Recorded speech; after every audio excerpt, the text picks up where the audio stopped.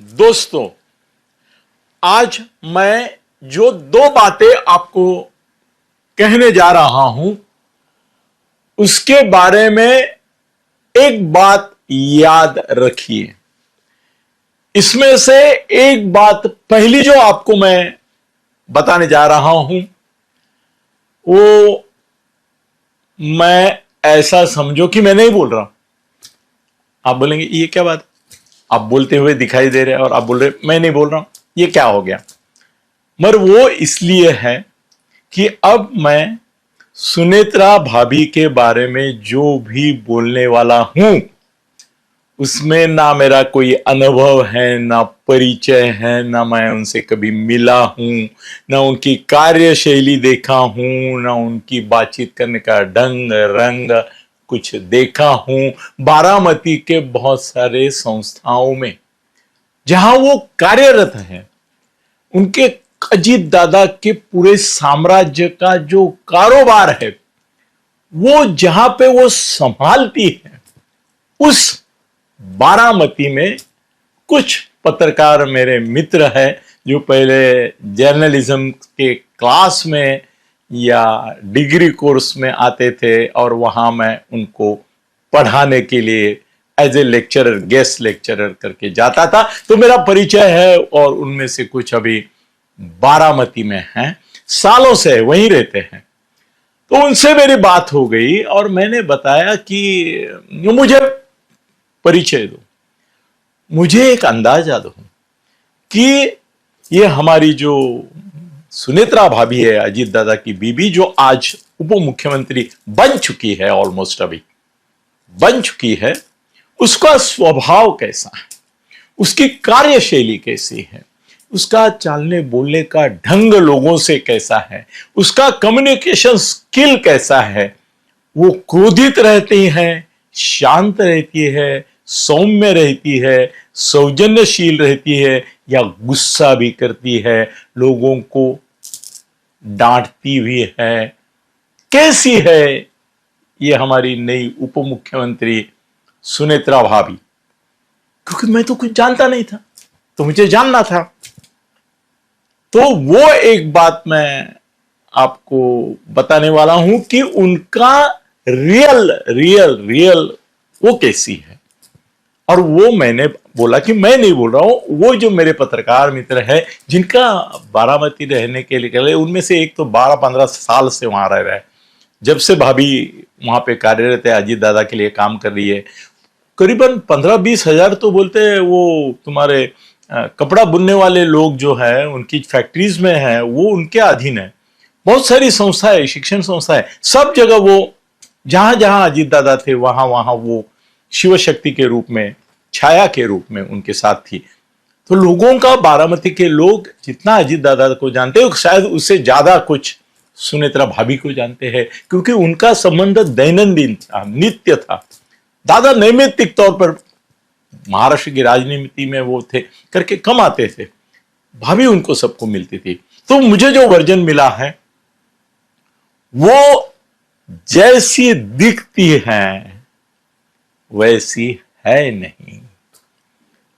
ऊपर से आप सुनेत्रा भाभी को देखेंगे तो आपको वो शांत लगती है, मुझे भी लगी। वो संयमी लगती है, मुझे भी लगी। सौजन्यशील लगी, मुझे भी ऐसा लगा कि बड़े सौजन्य से बात करती है। मुझे ऐसा भी लगा नहीं ये गुस्सैल नहीं है, ये पकड़ के मुद्दा कि नहीं यही होना चाहिए, यही होगा, ये मैं करके रहूंगी, मैं ये करके दिखाऊंगी, ऐसी कोई जिद पकड़ने वाली ये हस्ती नहीं है, ऐसा मैं सोचता था। शायद महाराष्ट्र आज सोच रहा है, क्योंकि मैं तमाम पत्रों में, अखबारों में, चैनल पे उनका जो वर्णन आ रहा है, जो बायोडाटा से निकला है और खाली उनका फोटो देख के या उनके वीडियो देख के निकला है, उसके ऊपर से उनके बारे में सब चैनल जो कह रहे हैं उसके विपरीत मैं कह रहा हूं। जी हां, विपरीत कह रहा हूं। और मेरा दूसरा दावा आपके साथ यह है कि आज मैं जो बोल रहा हूं वो आपको अनुभव होगा, आप एक महीना 2 महीना जाने दो, आप बोलेंगे अनिल जी जिस दिन उनका शपथ विधि चालू था और पूरी दुनिया ये बोल रही थी कि एक शांत सुस्वभावी संयमी सौजन्यशील, ज्यादा आग्रह नहीं, ज्यादा कोई ठोस मुद्दा लेके झगड़ने का स्वभाव नहीं, लड़ने की कोई इच्छा नहीं, ऐसी एक आम स्त्री, आम संसारी स्त्री, आम गृहिणी, अब उप मुख्यमंत्री अजीत दादा की बीबी होने के सिर्फ नाते बनी है। ये इंप्रेशन आपके मन में है।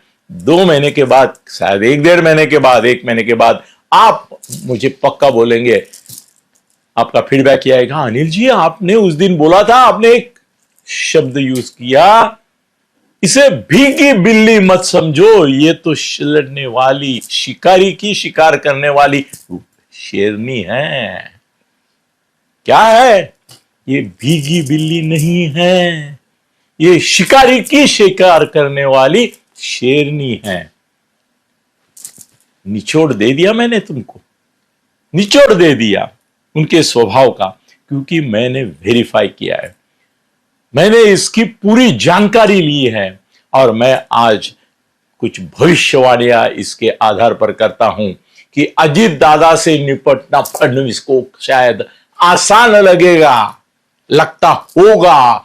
अब सुनेत्रा भाभी से बहस करते समय, मुद्दों के ऊपर संघर्ष करते समय, चलो थोड़ा सौम्य शब्द, झगड़ा नहीं बोलता हूं, संघर्ष करते समय, अपने मुद्दों के ऊपर अड़े रहने का समय जब आएगा, तब शायद फडणवीस अपने खास दोस्तों के कानों में बोलेंगे, अजीत दादा से निपटना आसान था, सुनेत्रा भाभी तो सुनेत्रा भाभी है, हम तो समझते थे ये गूंगी गुड़िया है, सिर्फ पति है करके ये पत्नी का स्थान है करके ये सब सम्मान उसको मिल रहा है।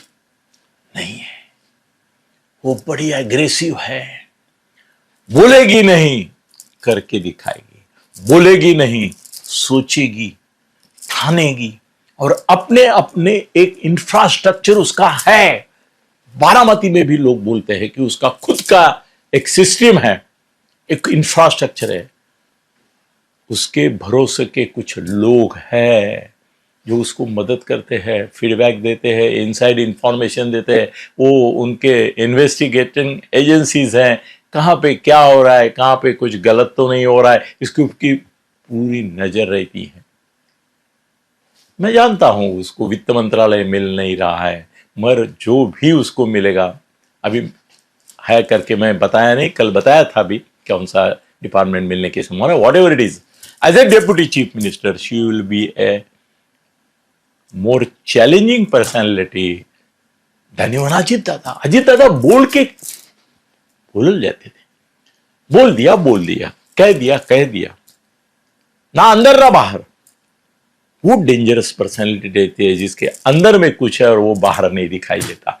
ये हमारी भीगी बिल्ली जो लग रही है, वो शिकारी की शिकार करने वाली शेरनी है। ये मेरा स्टेटमेंट लिख के रखो, और 1-2 महीने के बाद आप देखेंगे कि महाराष्ट्र के राजनीति पर ये सुनेत्रा भाभी कैसी छा जाती है, अपना वजूद दिखाती है, अपनी खुददारी दिखाती है, और सबके मन में अजीत दादा से ज्यादा दहशत नहीं बोलूंगा, भय नहीं बोलूंगा, एक आब, एक आरा निर्माण करती है। धन्यवाद।